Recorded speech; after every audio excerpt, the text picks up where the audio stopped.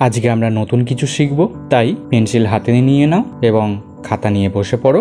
লাস্টে আমরা যে কি করব সেটা লাস্টেই দেখা যাবে, তো প্রথম থেকে ভিডিওটা শুনতে থাকো। চলো শুরু করা যাক ভিডিওটা।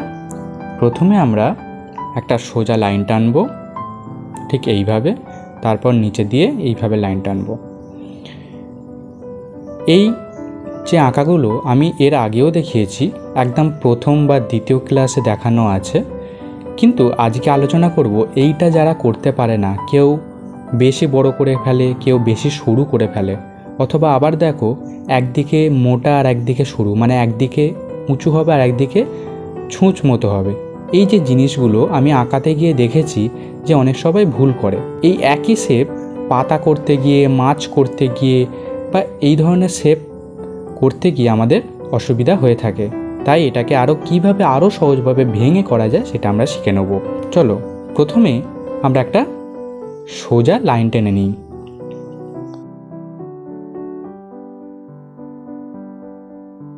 ঠিক এইভাবে তোমরাও টেনে নিতে পারো।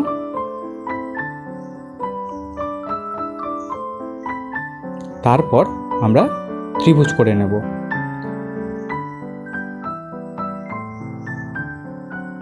তারপর কোণগুলো একটুখানি কেটে দেব, তারপর নিচের দিকে অর্ধেক গোল করে দেব। তো এইভাবেও করা যায়।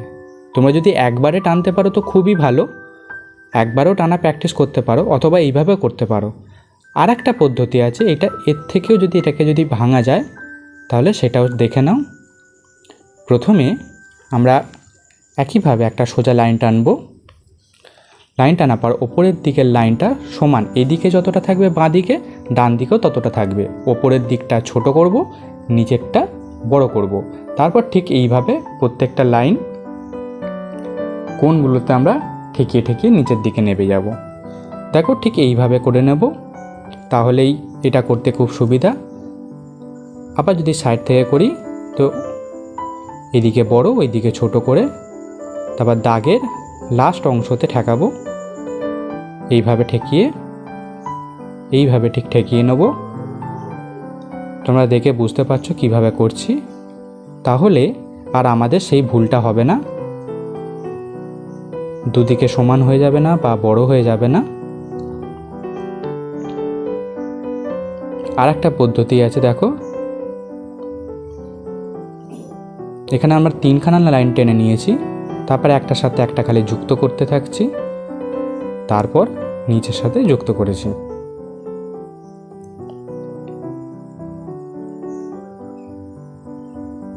দেখো এইটা হচ্ছে খুব সিম্পল আঁকা, খুব সহজভাবে তোমাদেরকে দেখিয়েছি। এবার আমরা বড় করে একটা পাতা আঁকবো। তো পাতা আঁকতে গেলে দেখো প্রথমে একটা বড় করে লম্বা লাইন টেনেছি, তারপর ঠিক একইভাবে 3খানা লাইন টেনে নিলাম, তারপর এটার সাথে এটা ঠেকিয়ে দিলাম, তারপর এর সাথে এটা ঠেকিয়ে দিলাম, তারপর 3 নম্বর লাইনের সাথে ঠেকিয়ে দিলাম, তারপর এটার সাথে লাস্টের লাইনটা ঠেকিয়ে দিলাম। তো এই জায়গাটা করে একটু ঠিক করে নিলাম। ব্যাঁকা হবে না, একটু সোজা করে করার চেষ্টা করবে। তারপর মধ্যখানের লাইনগুলো আমরা একটু মুছে দেব।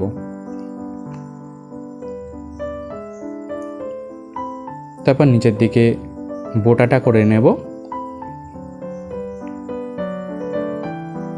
তারপর পাতার যেভাবে লাইনগুলো থাকে ঠিক সেইভাবে একটার নিচে আর একটা থাকবে। একটু বেঁকে যাবে লাইনটা, একদম সোজা হবে না। আর সোজা করলে অসুবিধা নেই, তোমরা সোজা করতেও পারো। দেখো আমরা খুব সহজেই পাতাটা এঁকে ফেললাম। আমি আশা করছি তোমরাও করে ফেলেছো। তাহলে পাতাটা আঁকা খুবই সহজ হয়ে গেল। আমি দেখেছি অনেকজন পাতা আঁকতে গিয়ে একদিকে বেশি বড় করে ফেলে, একদিকে সরু করে ফেলে, একদিকে মোটা করে ফেলে, ঠিক প্রপার আনতে পারে না। এই নিয়ম মেনে চললে অবশ্যই প্রপার আনা যাবে, সঠিকভাবে ড্রয়িংটা করে নেওয়া যাবে। চলো এবার আমরা রং করে নিই। প্রথমে প্রুশিয়ান গ্রিন দিয়ে নিচের বোর্ডারটা রং করে দিলাম। আর হ্যাঁ, মার্কার দিয়ে বা বর্ডার পেন্সিল দিয়ে আমরা বর্ডারটাকে টেনে নিতে পারি।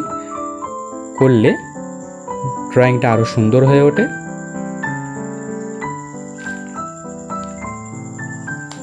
হ্যাঁ, ঠিক এইভাবে আমরা বর্ডারটা টেনে নেব।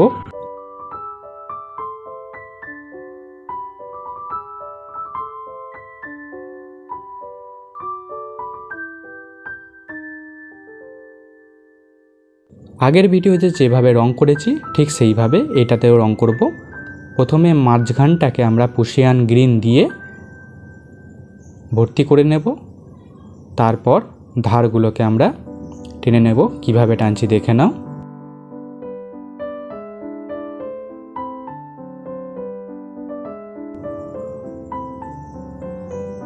এইভাবে একটার পর একটা করে নেব।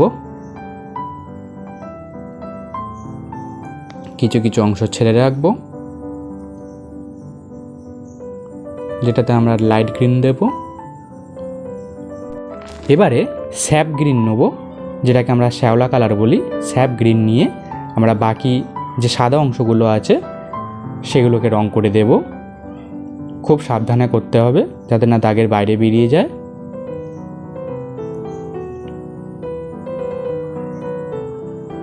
দাগের বাইরে বেরিয়ে গেলে ছবি কিন্তু একদম সুন্দর হয় না, খুব ভালো দেখায় না।